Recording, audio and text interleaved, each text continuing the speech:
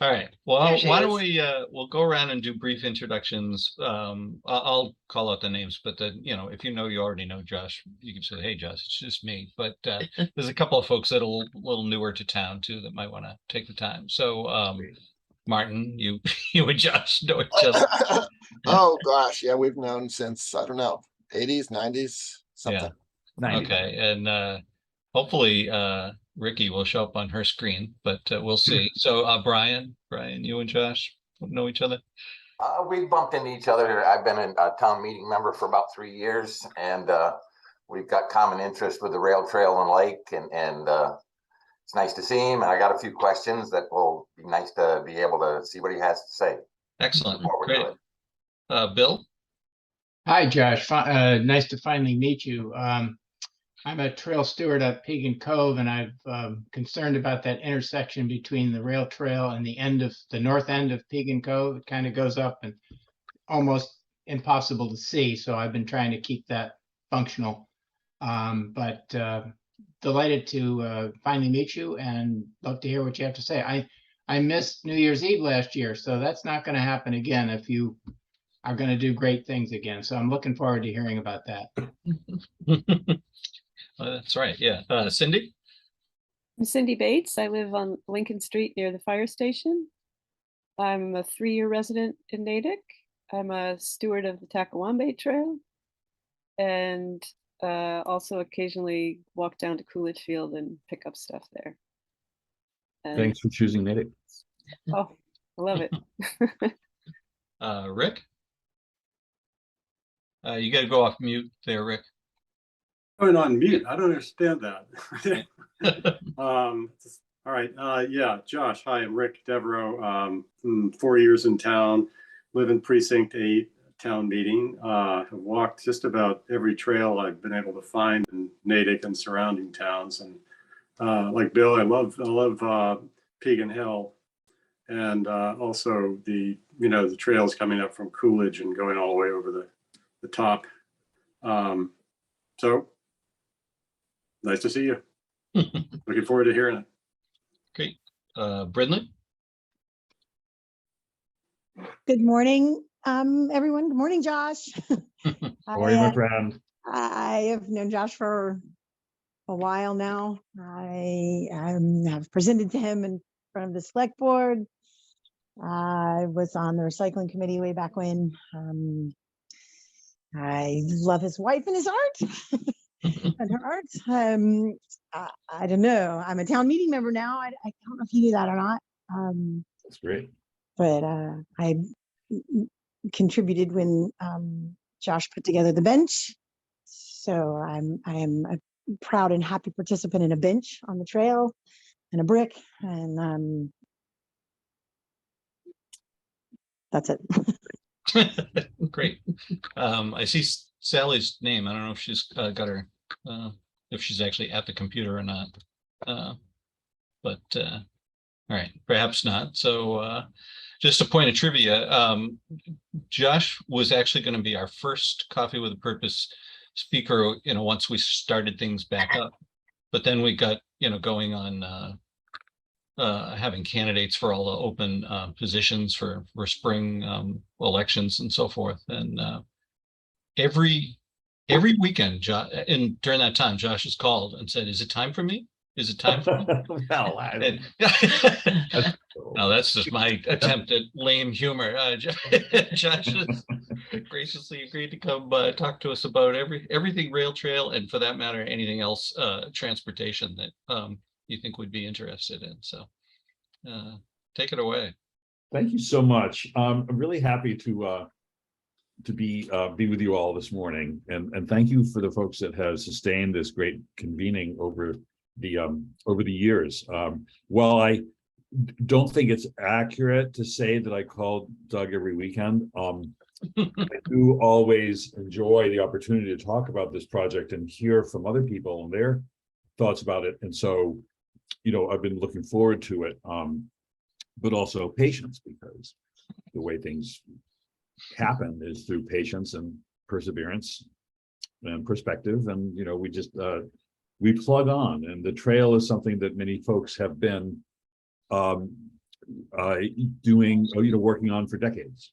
So I by no means initiated the project. I want to ask if folks had the opportunity to look at the video that I shared through Doug the other day. If you didn't, I highly recommend it, just to give you a orientation of how it came to be. There's many stories about it, but did folks get a chance to look at it? Yeah, we did. I recommend it. All right. Yeah. Here are the things I wanted to talk about. I didn't know that I needed to go through the history of the project, but I'm very happy to do that. I want to talk about the upcoming connections within Natick and then the broader region, public art and events, maintenance of the trail, and a few other transportation projects that will connect to the trail or not necessarily in Natick. Let me just, but if folks have things that they want to hear about, either, make a note to ask me later or put it in the chat. And Could you just briefly introduce yourself in terms of your time in Natick? And that's I was getting to that. great. Thank you. Okay, so yeah, so just a little about me. I am a 65-year-old human. I was born in Fall River. Hi, Mom. She was there, even if she can't necessarily hear us, but maybe she'll get to watch the video later. I have lived in Natick since 1988. My professional career has taken a few different turns. Currently, I am on staff for a foundation-funded transportation advocacy coalition called Transportation for Massachusetts. And we want more equitable, sustainable, and just transportation for every community, for every person, all across the Commonwealth, whether it's biking and walking or transit, roads and bridges, however people need to get around for work, learning, life, for their businesses, for recreation. That's something that we work on. So I have been involved in Natick government since the mid-90s or the early 90s. I joined the board of the Education Foundation, and that sort of led to awareness and interest in schools and government. I helped a bunch of people get elected to the school committee. In 2001, I decided to run for the Board of Selectmen when there was a good opportunity. And in 2006, I did that and spent 10 great years doing that. I really, really loved the idea of trade-offs within the public realm and helping people solve problems and encouraging people to participate. I can claim credit for 100 or 200 people getting involved in town government, not sole credit because this is a team sport and people have to show up and do the work. But that's always been a big motivation for me to engage with folks through civics. From the Board of Selectmen, that opened my eyes to other opportunities. So professionally, I used to work in advertising media planning, like which magazines and radio stations and TV programs and other media would help marketers reach their audience. I started using those superpowers for good in the early 2000s with a fellow resident named Craig Ross, that some of you may know. We had a company that focused on identifying the brands that worked, that advertised their alcohol products to kids, similar to what was done with tobacco. And so that was super interesting, but then it became all about publishing articles in the archives of adolescent and pediatric medicine. Super interesting, but not to me. So I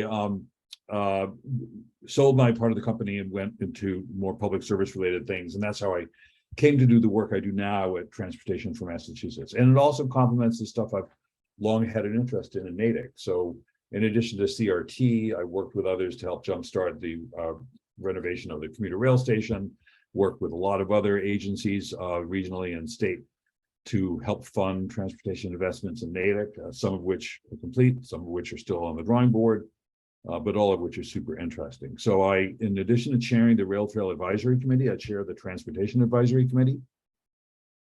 I'm on the Town Seal Review Committee and something called the Town Governance Study Committee, which is looking at how we organize ourselves in government and whether there's a better way to do it that might be more efficient, accountable, responsible, inclusive. So we're just, I'm a joiner. So So the rail trail, while there were some of you who saw this as a great opportunity, like in the 90s or early 2000s, it was not until CSX stopped providing freight service on the line in 2005 that it became a true opportunity for the town.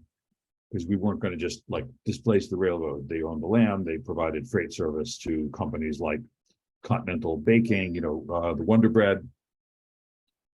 Okay, whoever can help deal with this, please. Thanks. Okay. Grandmother's mince meat and Metro Storage and Freezer. They like kept sides of beef in their warehouse at the end of Chrysler Road, where there's now 400 apartments. So it's this has been like a passion project, something that I've really enjoyed working on through the Rail Trail Advisory Committee. First, the task force, we said, is there a need? Is there an opportunity here? Should we negotiate with the railroad? Should we initiate the design? And the answer to all those questions was yes. There were some of you on the call who knew that this was clearly something that we wanted to do, but a lot of other folks needed to be persuaded. So we went through this process of getting money from the state and the town and the developers of the Natick Mall to fund the design, the environmental research, to look at things like, could we have public transit along the trail as well as like walking and biking trail. That all took years and years of groundwork, community meetings, engaging with our legislators, with Mass DOT, but we really turned the corner in the mid-teens, negotiating with CSX to buy the right-of-way for a princely sum, speaking of royalty, of a little over $6 million, but it was less than the $13 million they originally wanted and more than the $540,000 we offered as one of our bargaining employees. But we got there. And some people are still bitter about that price tag. Others look at it as just like the price that had to be paid for this wonderful community asset. But I think we've moved past the issue of the cost benefit and now just really focusing on the benefits and how to maximize it for the enjoyment and well-being of the community in the region. And it is now a fact of life that so many people enjoy and celebrate. I get to go out with a phone and capture data from this little gray box that's tucked along the trail near Camp Arrowhead, and I can see reports every day of how many folks are using it, and so I can see 2,000 people used it last Labor Day. On a beautiful day, over 1,500 folks, but even on a rainy day, several hundred are doing it. On average, it's about 750 folks a day are using it. That's actually undercounted because we don't have, if people walk side by side, the optical sensor doesn't really pick them up. So a couple of volunteers who have actually counted people with pen and paper, and we're going to compare that to the optical tracking, get a sense of how many folks are using that. But that's more than use virtually any public asset in Natick. So it's exciting to see that happen. Well, Natick Days is different, maybe. And Josh, that's just at that one point that it's registering then? Or? That is correct. Yeah. Yep. So I would guess the number is quite a bit higher. Of people are using that point of the trail, that number.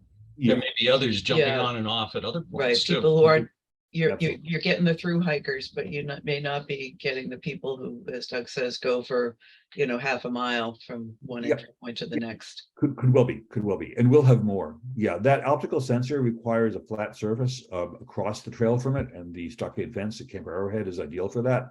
But probably when we build the extension to Natick Center, that there'll be another opportunity to do there.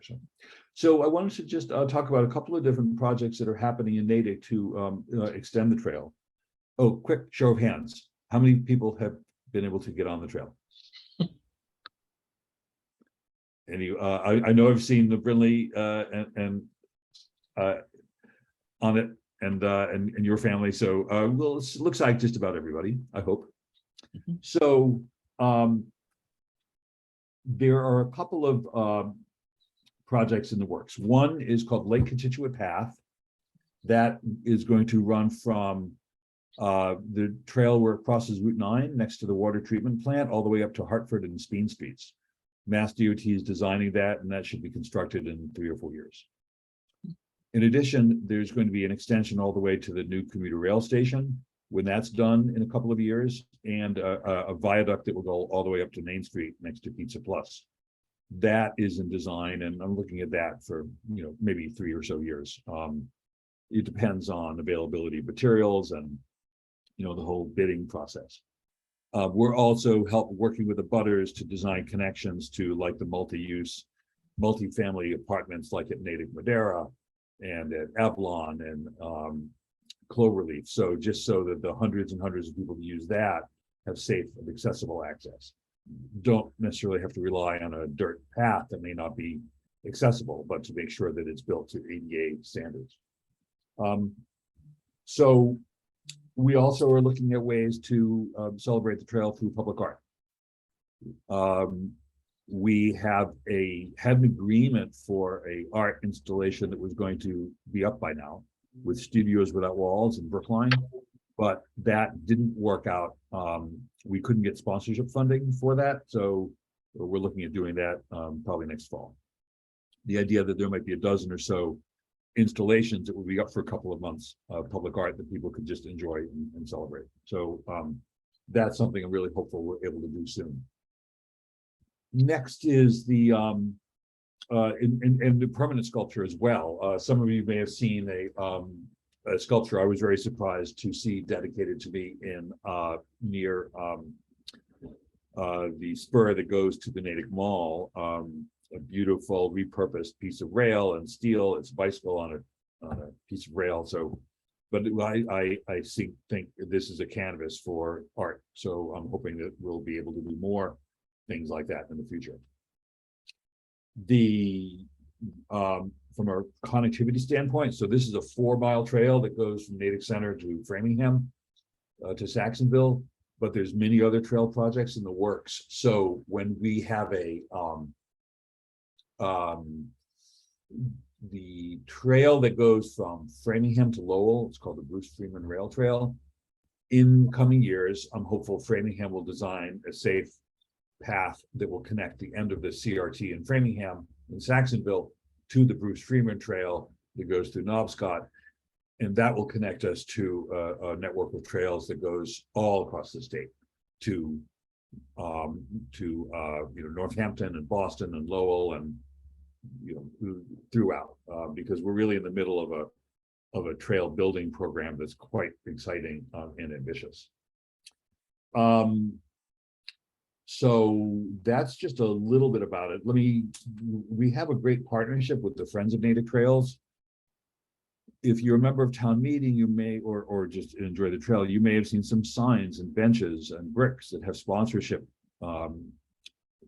evidence of sponsorships like MathWorks and Middlesex Bank and a few others. So there's a revolving fund that town meeting created. The selectmen initiated it, but town meeting formalized it. And that is money that goes into the trail from sponsorships and then will be used to improve and maintain the trail or buy more amenities. So they've taken in over $100,000. It may be a $225 brick sponsorship or a $5,000 bench or $30,000 to have signage at one of the scenic overlooks. But all that money is being returned to the public in order to have as much benefit from it. So we're waiting for more benches to be installed. We're going to have bike repair stations. We're going to have some shelters where people can hang out or post lost and found flyers. So, looking at maybe a water bottle filling station. So lots of fun things that we're able to do because we're able to leverage some of this private investment to complement the public investment that we've seen. The Friends also work with the Trails and Forest Stewardship Committee, and thank you to the folks that are participating in that in order to host events and organize ways for people to put some more sweat equity into the trail. Similar to how Martin and I and many others did maybe 20-something years ago, hacking brush in Framingham when we were trying to preserve that right of way. at a time when the trail was not at all assured. It was touch and go whether the land could be gobbled up by abutters for their own private purposes. We are fortunate to have had great support from many town committees and departments. Public Works they're just wonderful with how they maintain the trail, but also their participation in the design and construction stage. They, the Community and Economic Development Department, from Pat Reffett to Jamie Erickson, James Fries, Amanda Loomis, Marianne Iarossi, and Claire Rondelli. Now, many people in that department have really helped participate in making sure that the trail has become a great asset to the town. So that's been a wonderful benefit for us. One other thing that I'm working on is a project that would acquire two or three, something called a trishaw. And imagine like a rickshaw, but it's a bicycle, and it has a bench that a couple of people can sit on. So these could be parked near the trail, and you'd have strong high school or college students, or people who really fit and able to do it. So chauffeuring people who have mobility limitations up and down the trail. So everybody has the benefit of this great experience.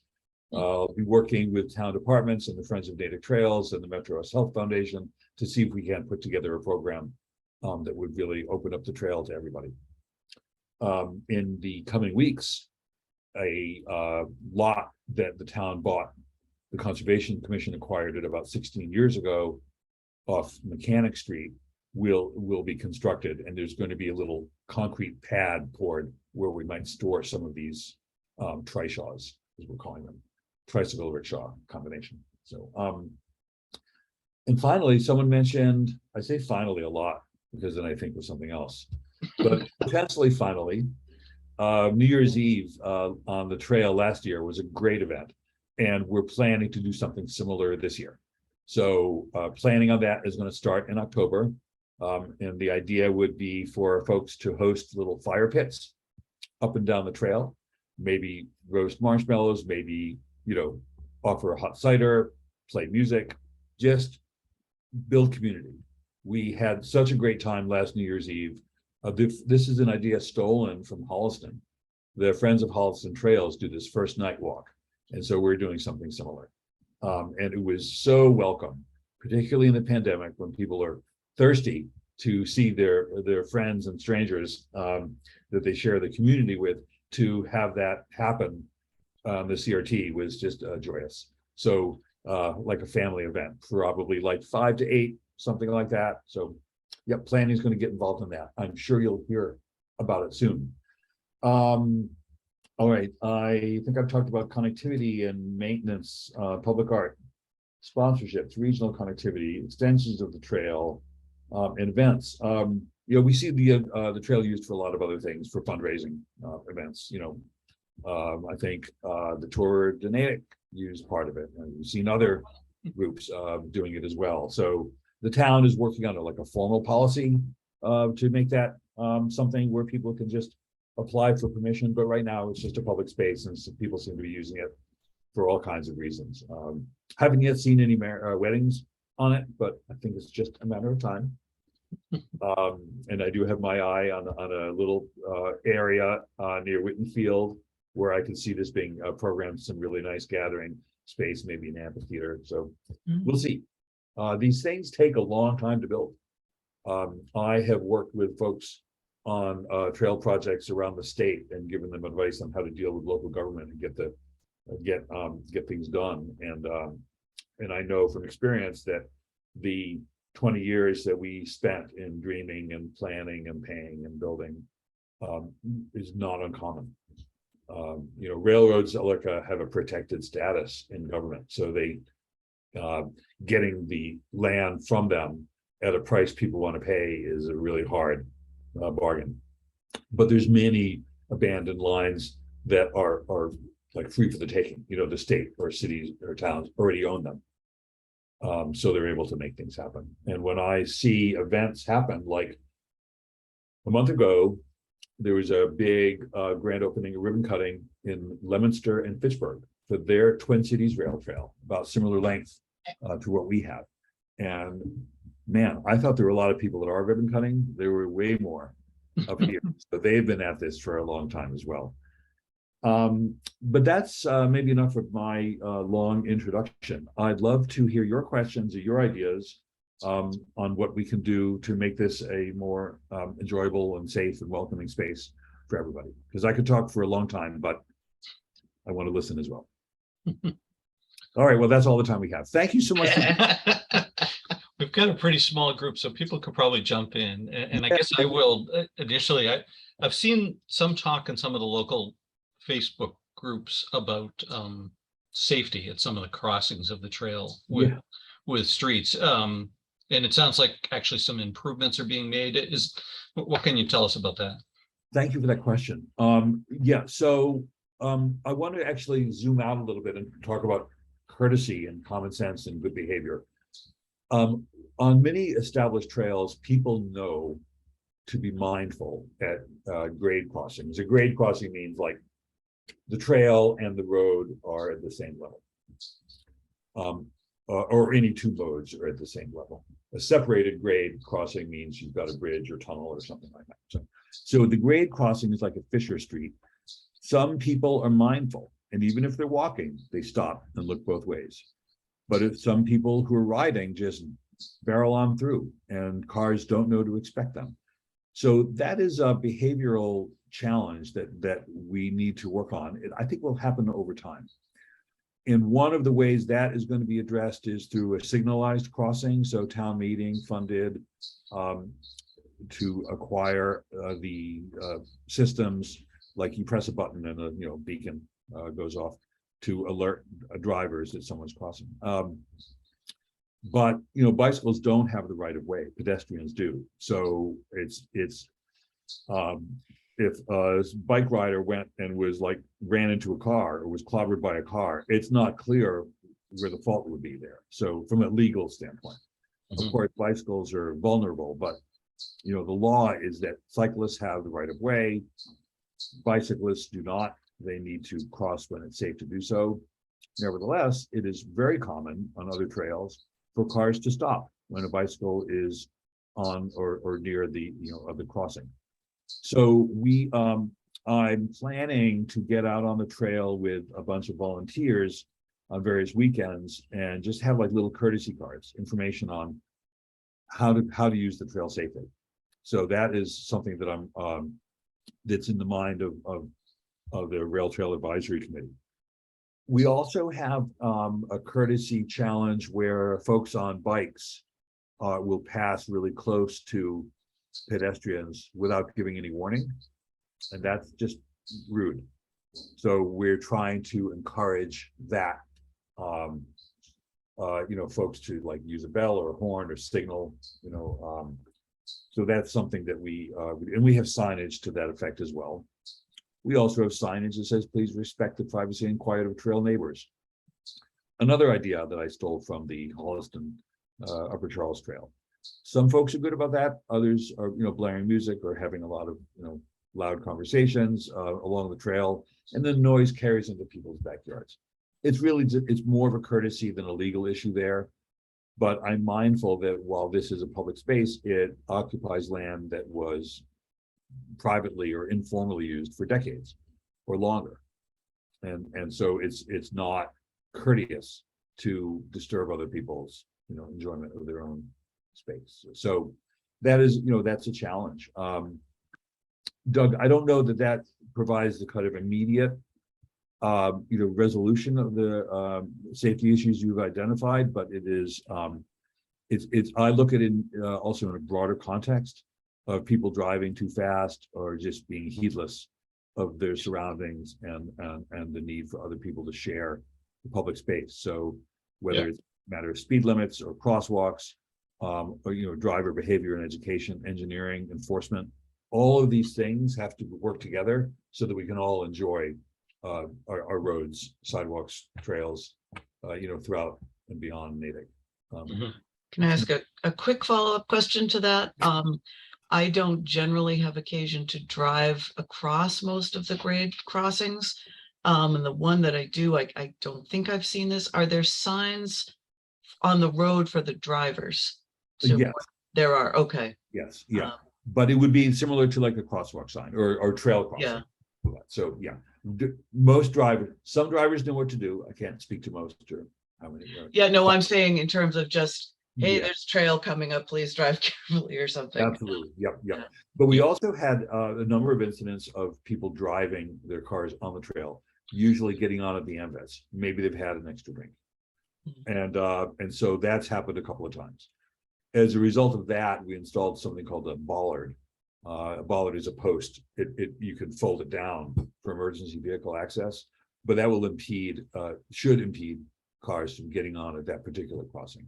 We haven't done it at every other, and it can be a bit of a hazard for if you're running or cycling and you don't expect it there. You could walk into it. That could sting.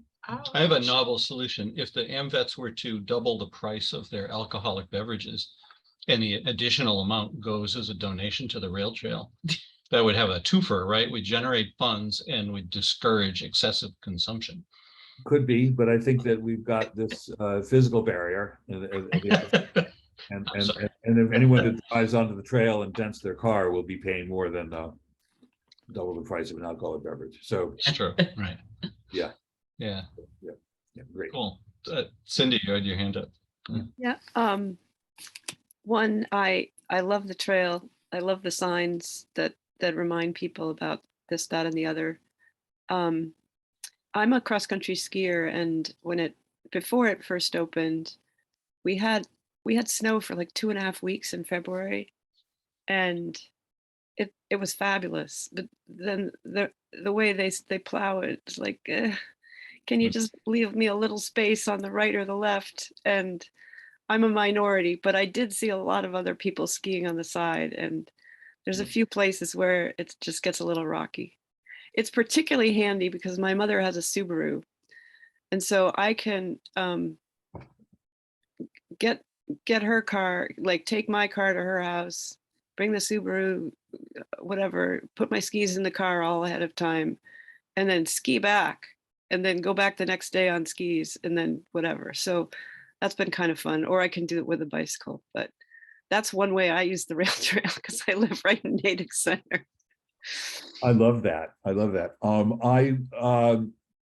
My advice is to enjoy the trail on snowshoes or skis is get out while it's snowing, or as soon as possible, because DPW does plow it, because people do rely on it for commuting and their own walking recreation. So it would be great if there was a way to I just need a foot. I just need a foot wide.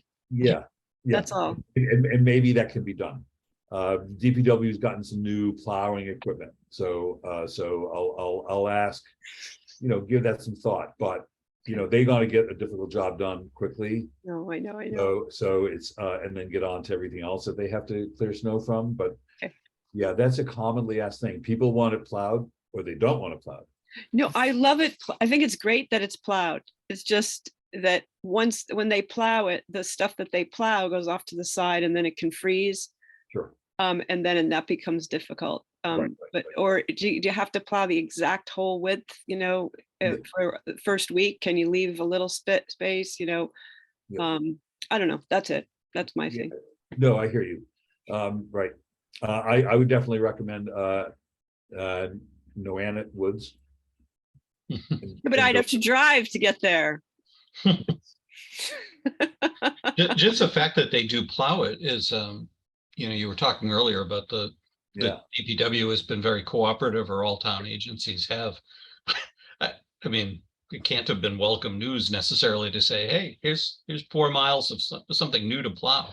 But, well, I don't think that they necessarily mind. I was talking to a couple of DPW crews who, as they were getting ready to do some mowing, and they love maintaining the trail because they see how well used it is.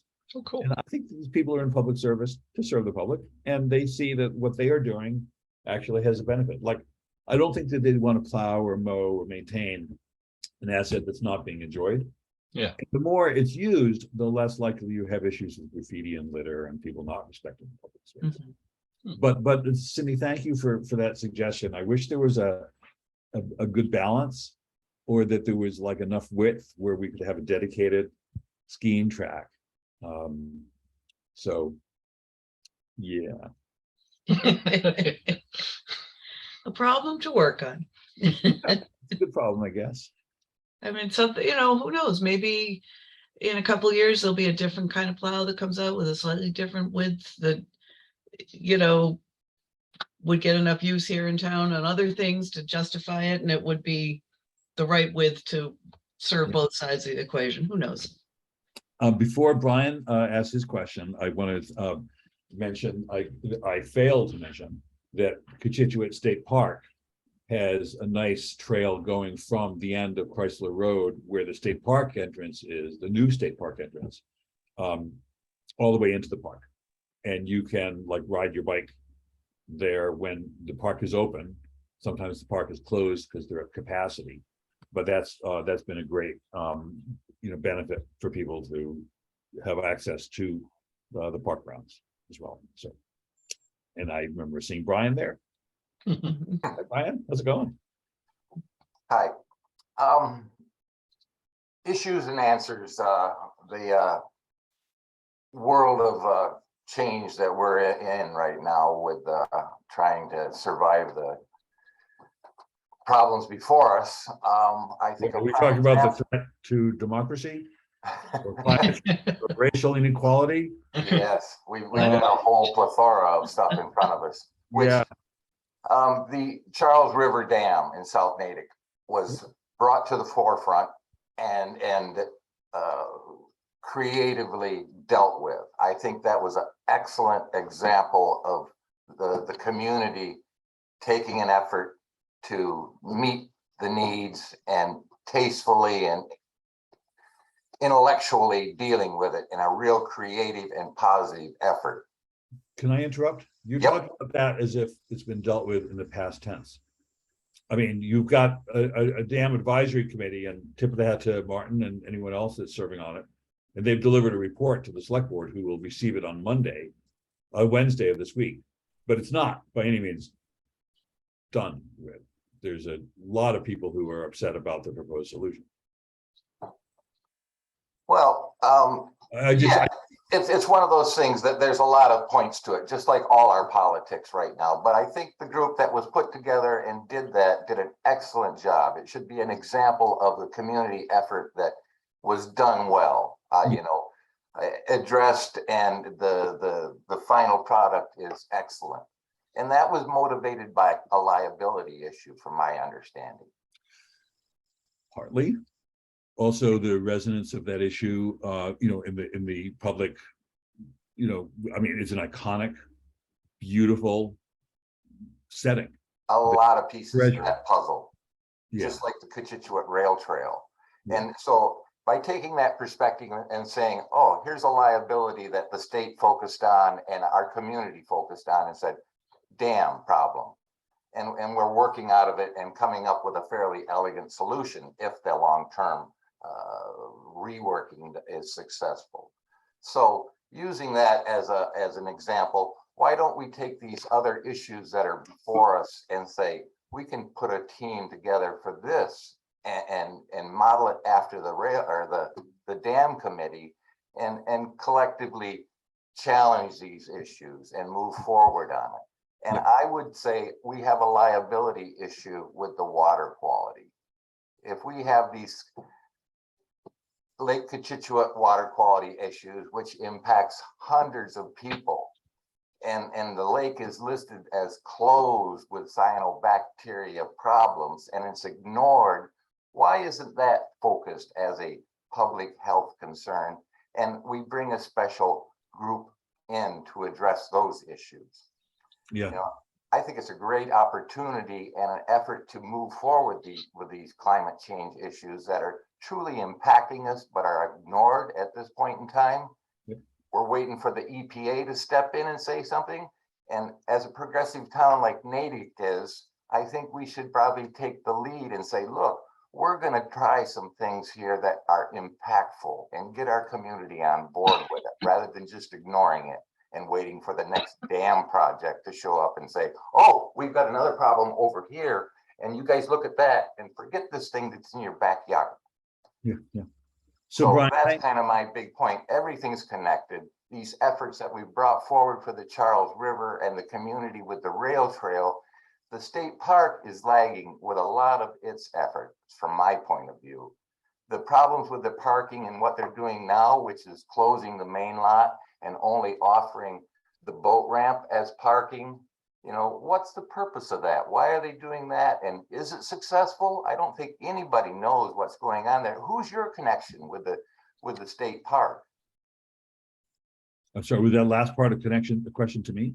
Yeah, you know, who is your direct liaison when you're talking to people about what's going to happen with those entrances, the fencing, the perimeters, the parking, the problems that are there?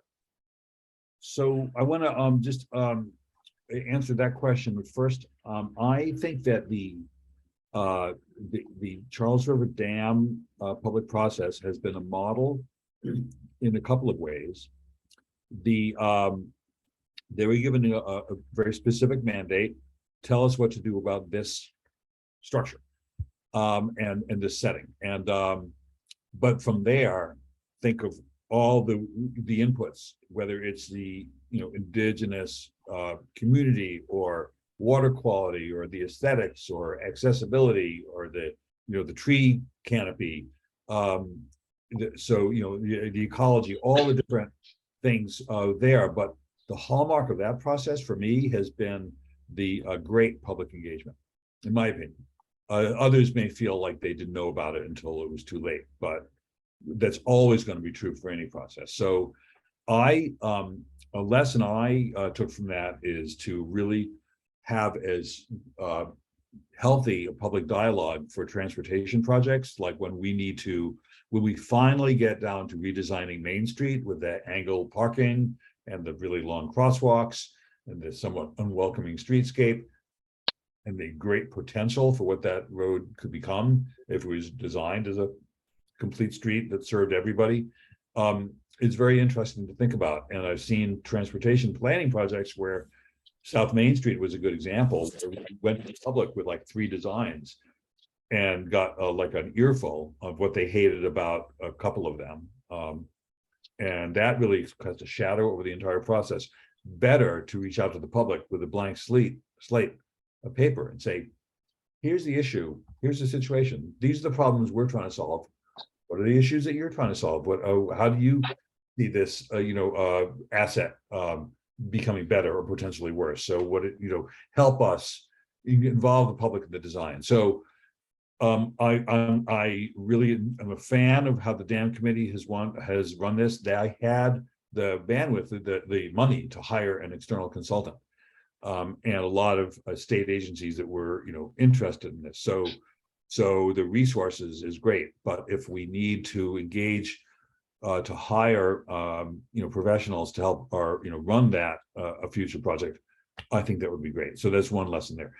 You've identified 2 things. I mean, so far the water issues around the state park are not unique to our lake, but they are exacerbated by changing climate, warming temperatures, more extremes, and by our heedless use of nutrients, both to treat our own lawns and plantings and everything that gets whatever goes from the roadside makes its way into the water system, our stormwater thing and all the impervious surface we have.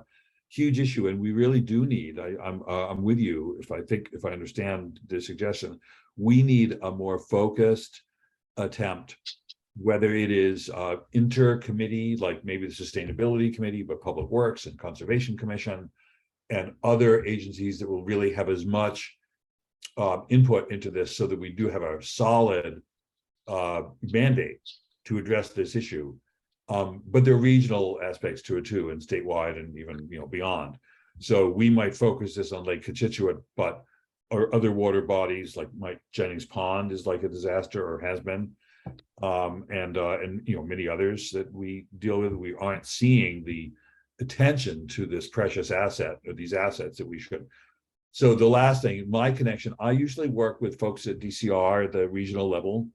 And when we talk about making improvements there or how they deal with capacity, you know, I regret that they closed the park on weekends, but they don't have the people. They don't have, like, if they just let anybody in, then it would degrade the recreational opportunity for everybody. It would not be safe. They wouldn't have enough lifeguards. The restrooms would be a disaster. People would have conflicts over their, you know, the campsite. So it's like, I think they are using the parking lot as a proxy for when the camp is full. But you know, so that means people can't ride their bikes there. And that seems unfair. Like they're prioritizing people over cars versus bikes. But, you know, this is a state agency that's way underfunded. And I think they need, and I hope the next governor and future legislatures will place a higher value on that, because the state park actually includes some places that are, you know, adjacent to the rail trail that could be used as recreational opportunities for like another 100 or 200 people. So what can we do to help make the park available to them? You know, there's some, man, that would only be accessible by bike. So I don't know, Brian, these are, you raised some great challenges that we may not solve during this morning's meeting, but Well, love to the see. mantra of manpower and money. Yeah, right. Well, Kind of hard to fight that one, but you know, if we get the community involved and put the effort that was put in the Charles River South Dam, yeah, I think it would be very impactful, and hopefully someday soon we'll start to focus on that, because we're paying the price for it now in little ways, and it's going to continue to worsen. I also see a parallel between Brian and Josh, and you know, Josh, as you described the multi-decades really process of getting the rail trail in place. I'm sure a lot of other folks came and went on the various groups, but I get the sense that you were there from the outset. And while maybe it's not absolutely required, projects with a very long time scale benefit greatly by having somebody dedicated enough to stick it out.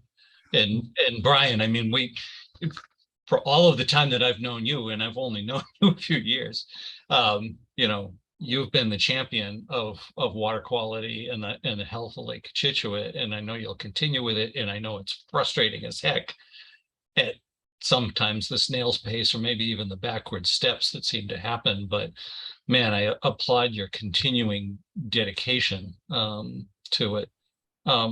Josh, I wanted to ask you, actually, you answered the question I was going to ask about the Constituent uses the parking lot capacity as a proxy for capacity at the park. It seems really frustrating that gate stays closed.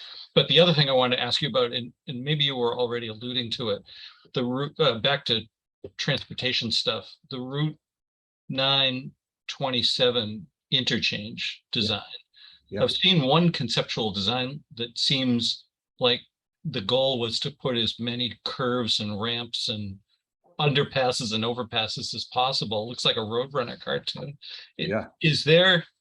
Could you tell us anything about that, and also kind of this to the point we were just talking about study teams and community engagement? Are there opportunities for the public to weigh in on that design? Or? Yes. So let me, I want to just harken back though to what you were talking about with Brian. I think one of the things that made the CRT a success is that you had someone who was like on the select board, you know, me, but also my colleagues who were supportive. And you had a town administration and department heads who championed it. And that really provided the political muscle.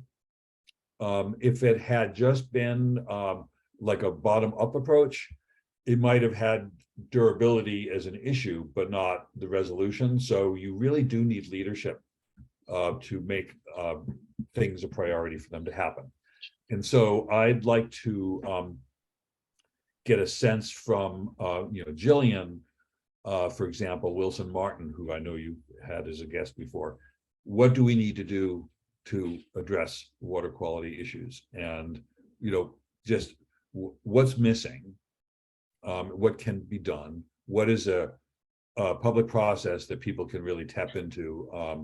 Because I mean, it's a critical issue, and we lose the lake. I mean, we've come together and we've done some of the treatment of invasives that have generally been successful, although there's people who disagree with the use of chemicals. So things can be done, but how is another question. So shifting to the 927 project. I am just going to call up a image. So bear with me a moment, please.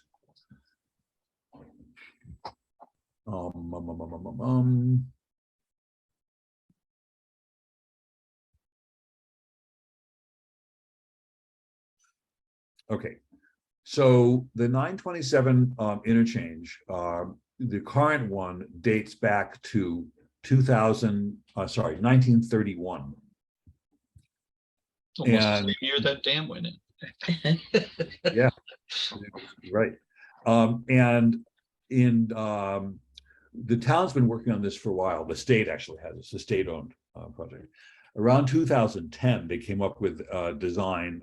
It's like a cloverleaf, similar to what there is now, modified. And that met with a lot of public opposition when there was finally a public hearing on it in 2017.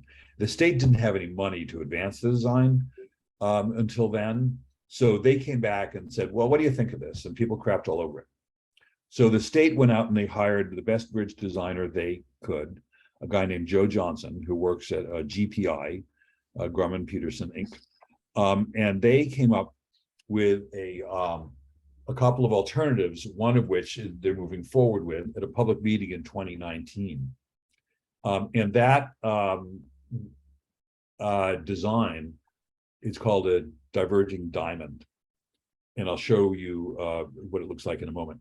But what it provides is maximizes traffic circulation and bicycle pedestrian safety and connectivity and use of the available land, and it will reduce conflicts where two vehicles want to be at the same place at the same time. So it looks sort of like this. Okay, any questions? So what we've got here, hopefully people can see the screen. What we have here now, in this case, down the bottom of the screen is west. Natick Center is to the right. Wayland is to the left, and Wellesley is at the top. So if you are traveling, and the big feature about this is that there's like a crossover. As you're driving north on Route 27, you'll come to a four-way intersection, and then you'll cross over so that you'll actually be on the left side of a one-way, you'll be on your own dedicated bridge. Likewise, if you're heading south, you'll come to a four-way intersection and you'll be over on the left side as you're heading south. And then in the middle, there's a whole different bike pedestrian bridge. It looks like a lot of pavement, but what it does is it allows you, if you were reversing direction, I don't know if you can see my cursor here, but you'll be coming up from the bottom and then you'll fork to the left and you'll be on the northbound road of Route 27. There, you can then take another ramp and head back to the west, or you can go straight and head north on 27. And that whole concept, One of these. while it seems counterintuitive, you're not actually, it's not like you're in England. Those of us that have driven in England, it's very intimidating because you're on the left side of the roadway and you traffic coming on the right. But these are, anytime you're on the quote wrong side of the road, it's a one-way street. So you don't really care whether where the traffic in the opposing direction is. It also has opportunities down below. If I were to kind of zoom in a little bit more,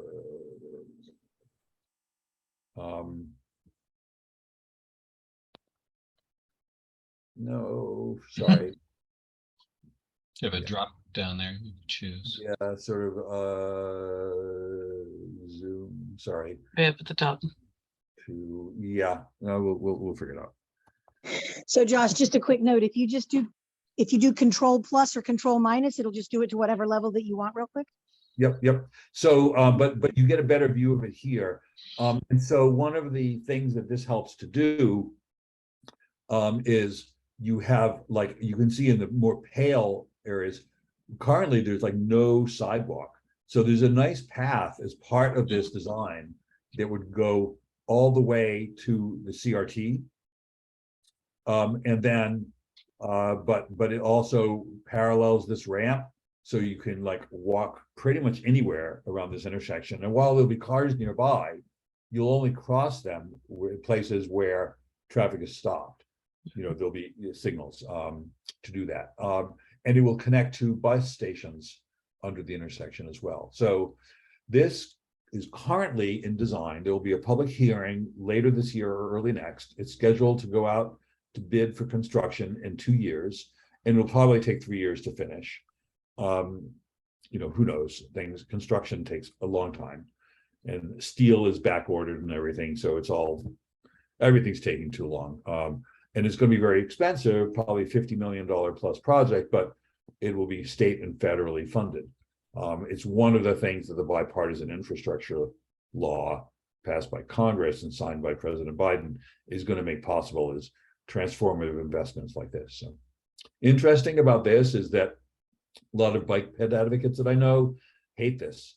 They think it's all about cars, and actually it's so much better for people on foot and on bicycles, you know, to be able to make this a truly public place that's accessible to all of them, to everybody. So right now you wouldn't want to be anywhere near this intersection on foot or on a bike.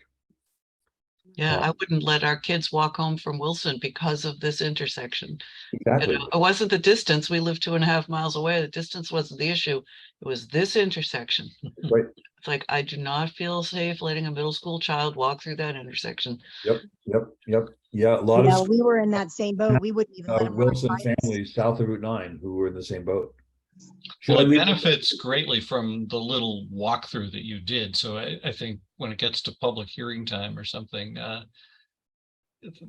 the way it's communicated to the public, I think it's going to be important. And also that you described it as the reverse diamond or something diamond, that a diverging diamond. a diverging diamond, that if it's an established, proven, like if you could point to other places in the world where this design has been implemented and works, as opposed to somebody took some drugs and, you know, got rewarded for the more roadway they put in and came up with this. So. I'm gonna put before I answer before Cindy talks, I'm gonna post a link in the chat to a Mass DOT page that talks all about this intersection. It's not, I think the closest one to us is like Binghamton, New York. They're more common in the Midwest and the Western states than they are out here. You usually need more land than what we have here, but we're able to shoehorn it in. Anyway, so go ahead, Cindy. Yeah, just the intersections you were talking about, are those street lights, like red, yellow, green? Yes. Okay. Correct. Because when you are crossing sorry, I'm trying to turn off the chat. How do I?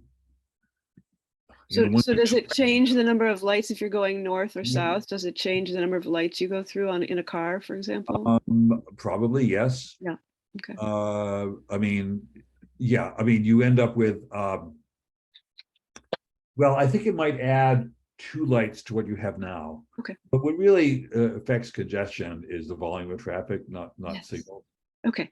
So and typically signals nowadays are all smart. They have something called loop detectors in the pavement.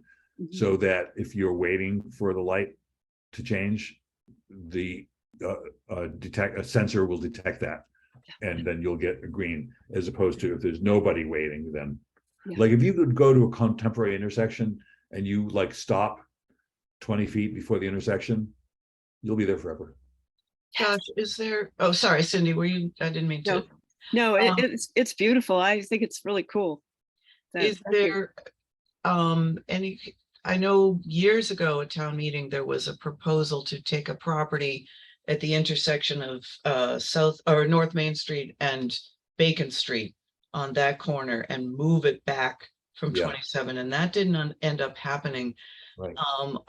Is there still an expectation that that intersection will be improved somehow as part of this? Because that's a piece of the problem of people trying to turn left on Bacon Street and Mhm. other people wanting to go south, and that's a part of where the choke point is. Yeah.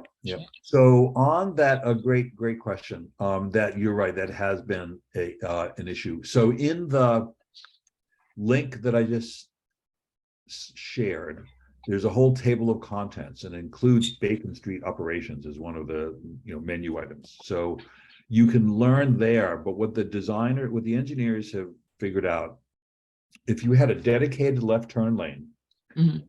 southbound on North Main Street at Route 20 at Bacon Street, then you would end up forcing too much southbound traffic into the one other available lane. There'll be two lanes there going south. Mhm.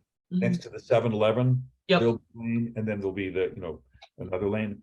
So if you had a dedicated lane, then there'd be too much traffic backing up because they'd only have that one lane.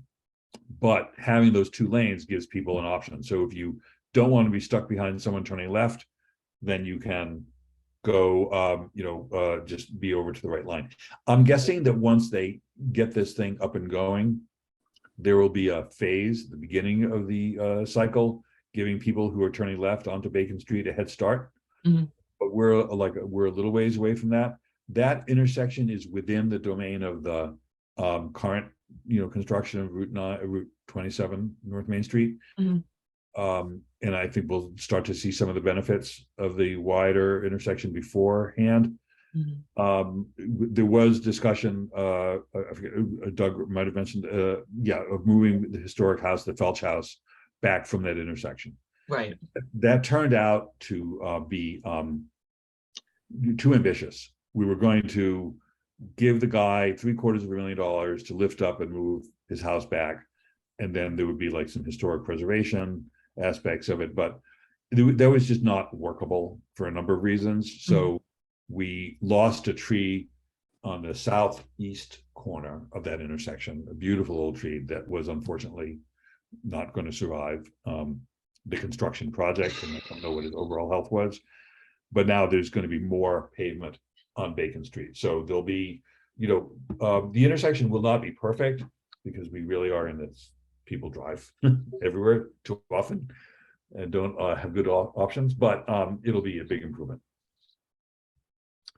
Josh, can you imagine how many years this will take and what form the disruption will take for people on Route 27 North Main Street, in both directions?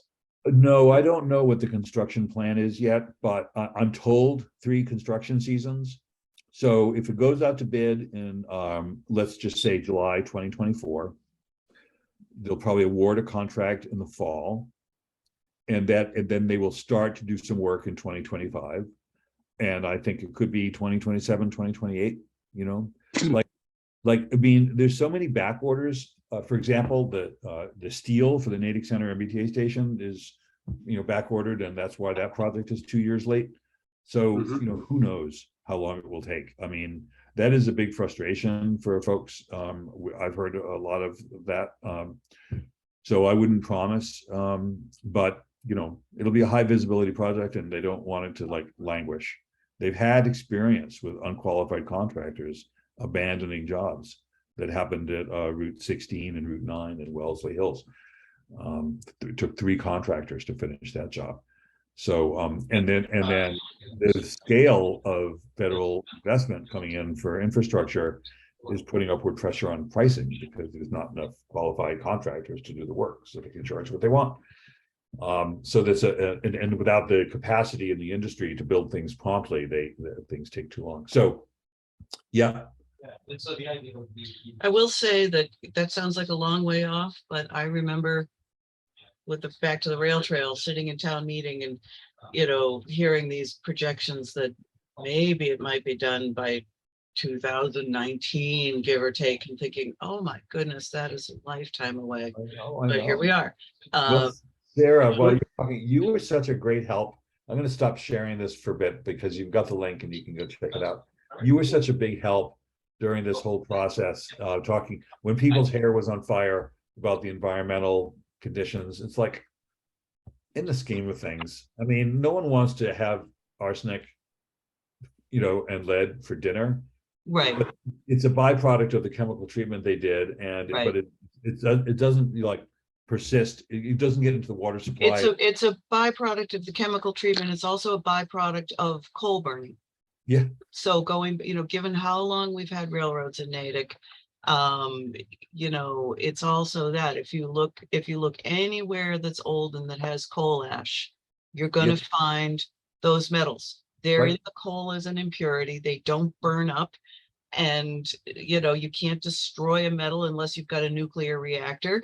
And, you know, so, but yeah, I think that's one of the things. People hear lead and people hear arsenic and they freak out, understandably, because they can kill you in certain circumstances. But in a lot of circumstances, as long as you manage them correctly, they really are not a threat. And you know, the one thing I was somewhat insistent on was we need to extend the cover of some sort. You know, there's pavement and there's the unpaved edge. And that was something I remember being somewhat insistent on because, you know, because people could, you know, they stop for a rest, their kid goes and plays in the dirt. You know, that's the kind of stuff that is reasonable to worry about. So, you know, I really enjoyed doing that. Actually, that was Glad you did. That's like up my alley. You know, I love looking at stuff like that and trying. Part of it is the education process for me to be able to explain it to somebody such that, you know, all right, this sounds scary or incomprehensible. Take your pick, one or the other or both. And really to try to put it in context so people understand what is truly scary and what only sounds scary, but we know how to deal with it.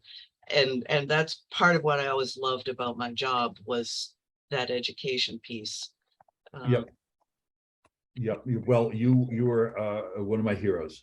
Well, thank you. I enjoy doing it. So I know Rick and Cindy both want to jump in here. But can I just mention one other thing about nasty chemicals? We discovered PCBs at the end of Willow Street. There was a small industrial operation. Can I just say that may be a discovery for the rail trail? I did a project on Willow Street. I mean, they're all, you know, well, they're there. But we discovered this, or the MBTA's contractor discovered it because they are, you know, doing some work there, and that's going to be a new connection to the trail. So we've got to clean that up. But it wasn't the railroad necessarily. It was whatever shop was there. I mean, it was partly a shop, and there was also, it may have been, was an old electric station there. Power station. PCBs are commonly used in the transformers.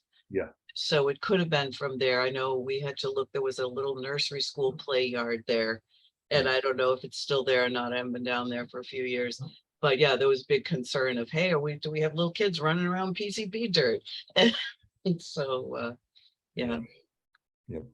it's, you know, I say this freely only because this is all in the public record. So I'm not, you know, I have this issue sometimes of what can I tell about what a client, you know, client's property, but this is all public record stuff. But, she also knows where Jimmy Hoff is buried, but she won't tell. Well, I will say that years ago, a field tech of mine working at a landfill came back with a set of dentures that were, so I was like, you found Jimmy Hoffa. It came up in the sampler. It was somebody's dentures. So you never know. Anyway, that's off track. Sorry. A couple other questions. Cindy, you got to come off mute. I want to ask a question that Martin usually asks about the CVS corner by Roche Brothers. It doesn't affect me, but is that something that you could speak about? Like, I guess we've talked about it a little bit in other conversations here, but is it? Yeah, well, the geometry of that intersection is a challenge, because like Route 135 to the east is at a different angle than 135 to the west of Speen Street. So, but there has long been a plan to add a turning lane on 135 heading west and then turning north on Speen Street.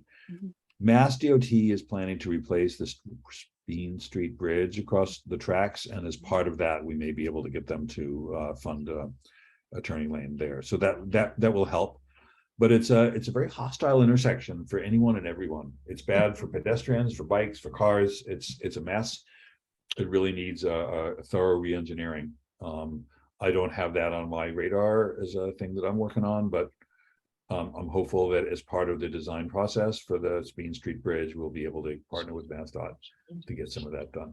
Can I jump in with one question about that?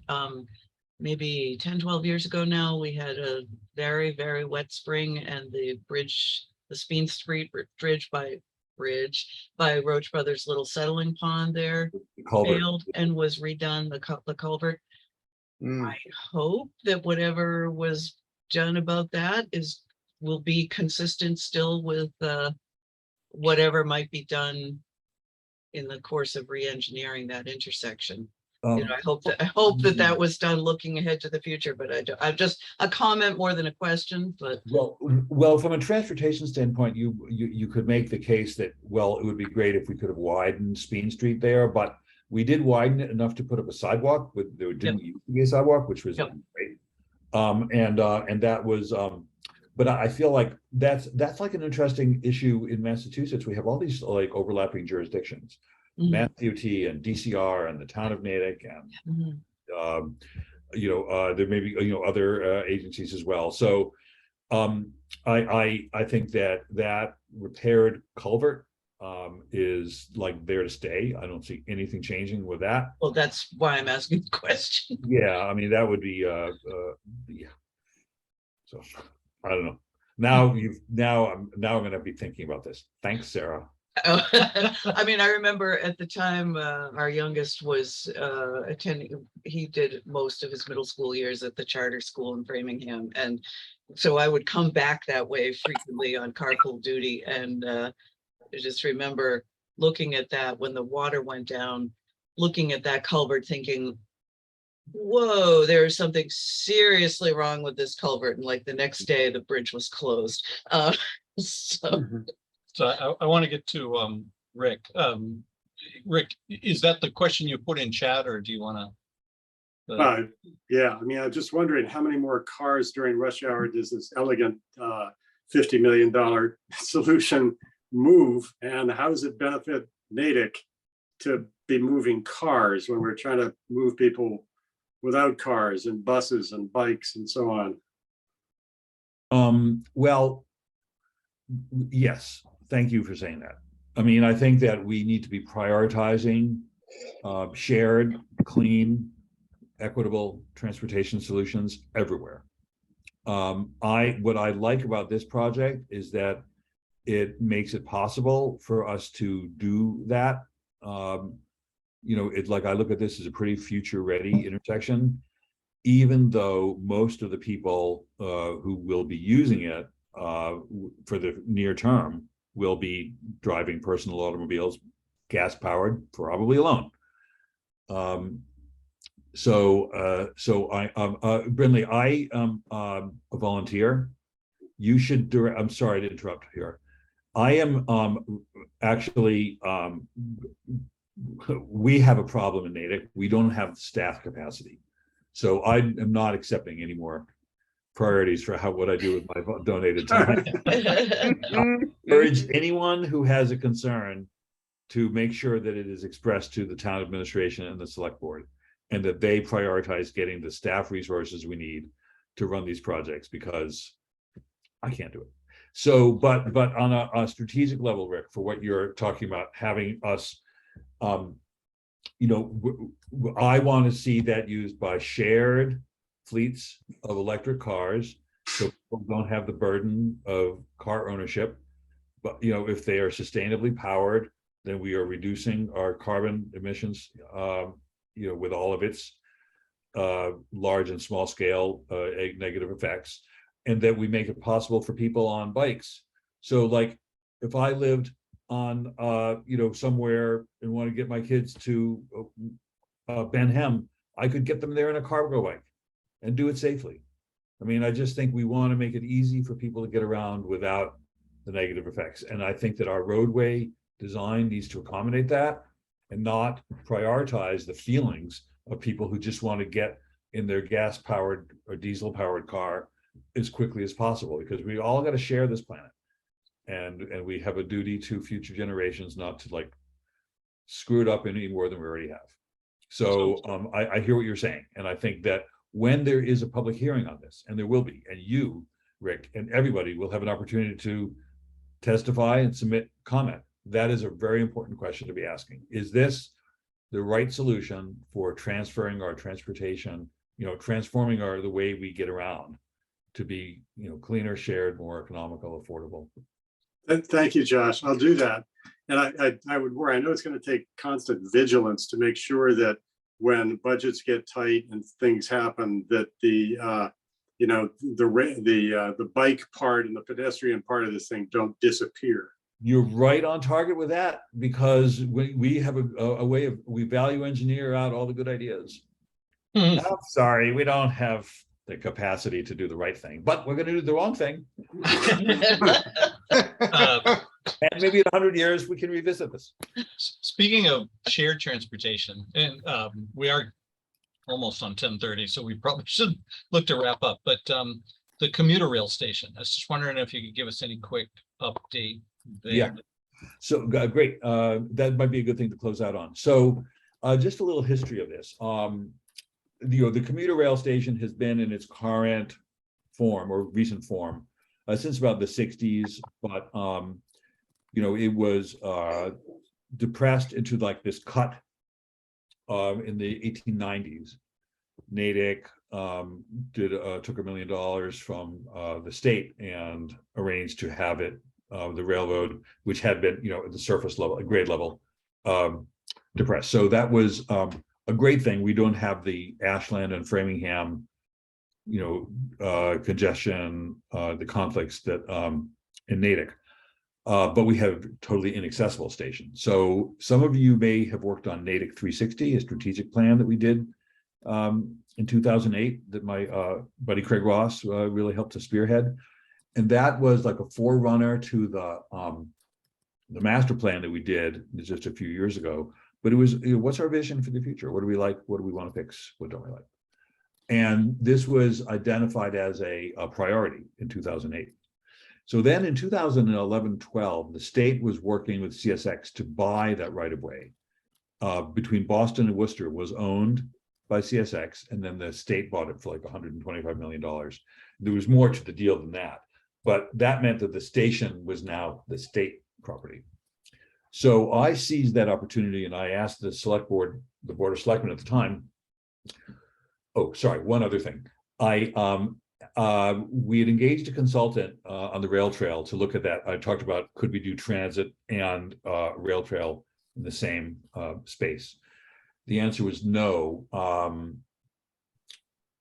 Cindy, good idea. Thank you. Just responding to the chat. I asked one of the consultants, hey, what do you think it would cost and how would you go about like making the station accessible? I said, I don't know, get like 80 grand and do a feasibility study and shop it to the MBTA. So I dressed that up, proposal to the select board, asked town meeting, could we fund an $80,000 feasibility study, conceptual design, with the goal of having the state move this forward? And it barely passed town meeting, but with that 80 grand. I voted for it. Thank you. We your vote mattered. So even if we had to even if it was rigged. That was a joke. Sorry.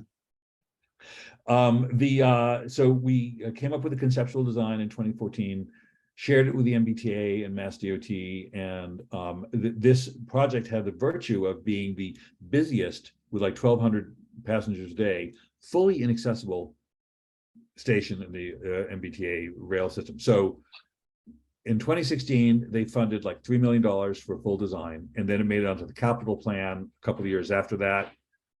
And the project manager and I have been best buddies ever since, and so that is, that contract was awarded to Dan O'Connell and Sons, who'd never done a transit station before. And so, and there were some issues with the design, things weren't, like there was drainage systems that were like never known about, because over the course of 100 years, people are gonna like put stormwater drains and not tell anybody. It happens. Yes, it No. does. And as much as a transportation project, it's a stormwater management project. It's a low spot. We've got lots of inputs, and all the water goes to the lake, and flooding on the tracks was always a problem. But now we're going to have a new station with high-level platforms, with elevators, with ramps, with multiple points of access, with an express track in the middle, because there'll be express trains going between, from Framingham into Newton. There's enough width in Natick and Wellesley to have 3 tracks, so that's going to happen. So, but steel is back ordered, something called FRP, fiber reinforced polymer. That's the platform material that's been back ordered, but it's slowly being delivered. And if you look at Washington Street heading east, you can see like all these structures and platform material taking place. So they're going to shift over one of the tracks and build up the platforms. We'll see a lot of changes in the coming couple of years.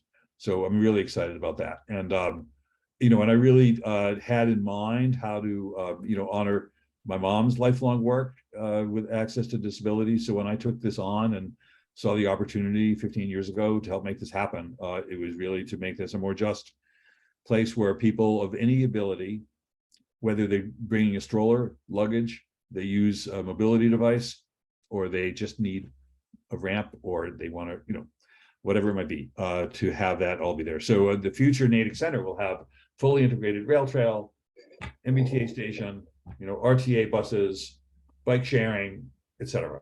So I look for a better mobile future. It's just taken a long time. Yeah. Well, thank goodness for your long time work on this, Josh, and thanks so much for spending the time with us this morning and updating us on everything. Happy to do it, Doug. I will email you that link to the 927 project and a couple of other things. Yeah. And then because I know not everyone could be here today, so you can follow that along. Yeah, I apologize for us not having a bigger crowd, but I know among other people, your mom will want to watch this. Not quite sure whether she was able to hear anything or not. So thank you all for joining. Next week, we've got someone from the Metropolitan Area Planning Council, which is an organization that I don't think I really even knew about, but they're running some kind of a survey related to climate justice. Deborah Mitchell, who we know and love from Natick for Black Lives Matter, has been involved with it. And so a couple of folks will be joining us to tell us about their work in that area. That's great. Yeah, and then we'll move into October, still trying to line up some speakers. One thing just to put in the mind for all of you who are town meeting members, given that we do have fall town meetings starting in mid-October, it might be interesting to take one session, honestly, just to have the multiple town meeting members that are in our group, just kind of give an overview of what they think are going to be the most interesting, controversial, important warrant articles. I'm happy to contribute to that. Yeah. Cool. So depending on to the extent that I can line up other speakers, look for that appearing on the schedule. So enjoy the rest of the day, everyone, and we'll see you. Hey, Thanks so much, Elaine. Thanks, everybody. All right, great. All right. Thank you. Take care. Thanks, Josh. Bye-bye.